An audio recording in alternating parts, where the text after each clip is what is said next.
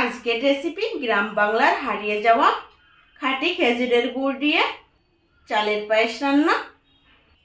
বন্ধুরা বাড়িতে একবার হলেও এভাবে খেজুরের গুড় দিয়ে চালের পায়েস রান্না করে দেখুন। আশা করছি খুবই ভালো লাগবে।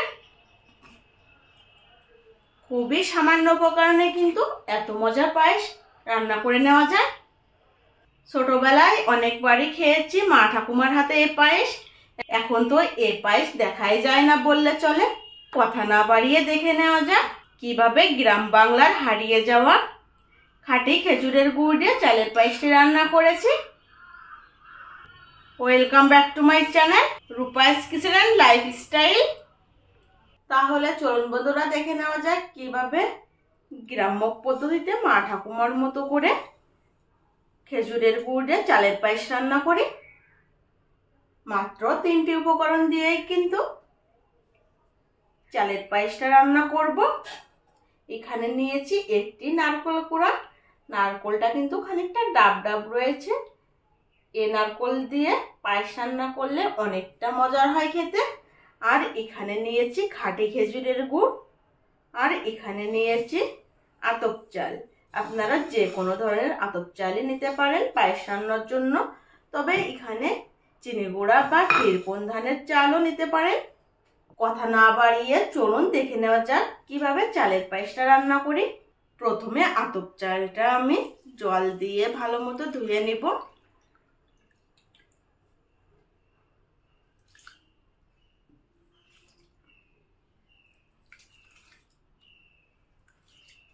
আমি পায়েস রান্না করার আগেই কিন্তু এভাবে চালটা ধুয়েই পায়েস রান্না করি, তবে আপনারা চাইলে চালটা নাও ধুতে পারেন।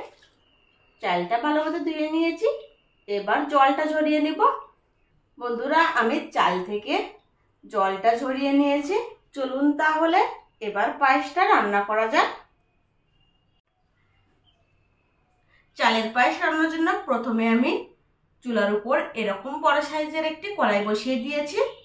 এখন চুলাটা অন করে দিব। কড়াইয়ে পর্যাপ্ত পরিমাণে জল দিয়ে দিব।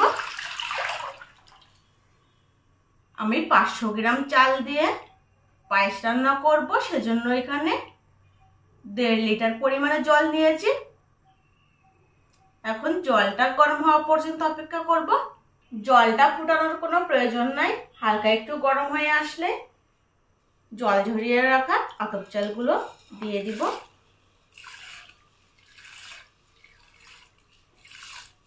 চালটা দেওয়ার পর খুন্তি দিয়ে এভাবে একটু নেড়ে চেড়ে দিব।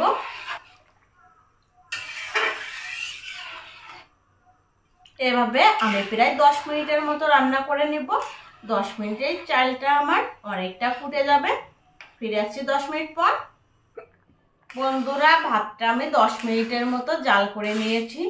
এতক্ষণে প্রায় 80% সেদ্ধ হয়ে গেছে ভাতটা, দেখুন। আর ঠিক এই পর্যায়ে আমি কিন্তু গুড়টা দিয়ে দিব। আগের থেকে যদি গুড়টা দেওয়া হতো সেক্ষেত্রে চালটা ভালো মতো ফুটতো না, পায়েসটা খেতে ভালো লাগতো না। সেজন্য 80% সেদ্ধ হওয়ার পরে গুড়টা দিতে হবে।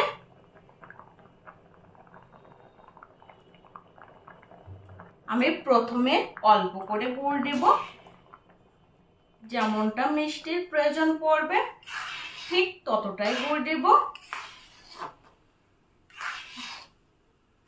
গুড় দিয়ে চালের এই পায়েসটা কিন্তু অনেক বেশি মজার হয়।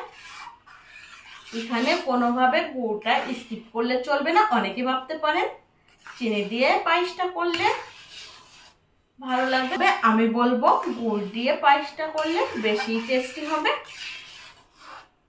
সামান্য পরিমাণে লবণ দিয়ে দিব।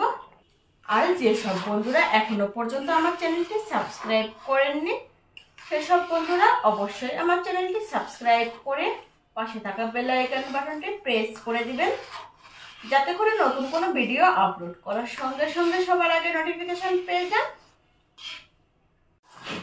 গুড়টা দেওয়ার পর অনবরতভাবে নাড়তে থাকতে হবে, তা না হলে নিচে লেগে যাবে। পায়েসের ভিতরে গুড়টা দেওয়ার পর আমি প্রায় 5 মিনিটের মতো রান্না করে নিয়েছি। আর এর পর্যায়ে নারকেল কোড়া দিয়ে দিব। এখানে কিন্তু আমি একটি নারকোল সম্পূর্ণই নিয়েছি। নারকোলটা যত বেশি হবে পায়েসটা খেতে ততই ভালো লাগবে। এভাবে চুলার জালটা একেবারে মিডিয়াম টু লোতে রেখে আরো 10 মিনিটের মতো রান্না করে নিব। ফিরে আসছি 10 মিনিট পর। 10 মিনিট পায়েসটা জাল করে নিয়েছি আর এতক্ষণে খাঁটি খেজুরের গুড় দিয়ে চালের পায়েস রান্নাটাও কমপ্লিট। এখন আমি চুলাটা অফ করে দিব এবং কড়াই থেকে পায়েসটা অন্য একটি পাত্রে নামিয়ে নিব।